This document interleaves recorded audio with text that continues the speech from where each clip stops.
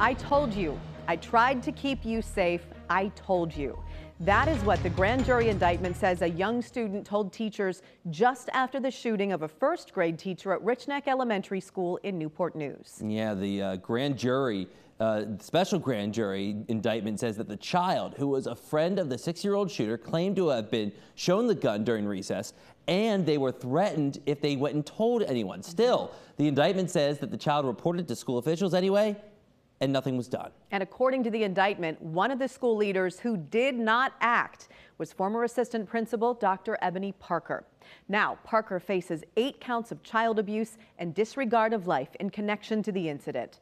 Today, her attorneys will be in court. And later this afternoon, the Newport News Commonwealth's attorney and the attorneys representing teacher Abby Zwerner will also be holding a press conference. 10 on your sides, Maria Bray is live from the Newport News Courthouse this morning. She begins off our coverage. Katie and Brett, the Commonwealth's attorney who is prosecuting Parker, says those 8 charges represent the 8 bullets that was in the gun that 6-year-old had. And we also learned that one of those bullets jammed. But let's dive into that indictment. It's 31 pages and was handed up a month ago today. According to the grand jury's findings, Parker was warned multiple times about the boy's behavior and that he may have a gun on him. She allegedly did nothing to investigate the issue. At one point, she said, quote, "He has little pockets," in response to the boy possibly having the gun on him after his backpack was searched. Then after the shooting, Parker allegedly locked herself in her office, leaving a student and his grandmother to fend for themselves.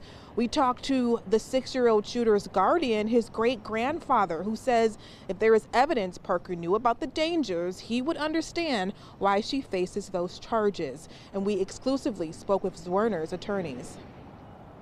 The fact that just thinking about the children that were in the building and reading about the fact that the gun jammed and how many other people could have been harmed that day, and if the administrator had just called the police the first, the second, or even the third time, all of that could have been avoided.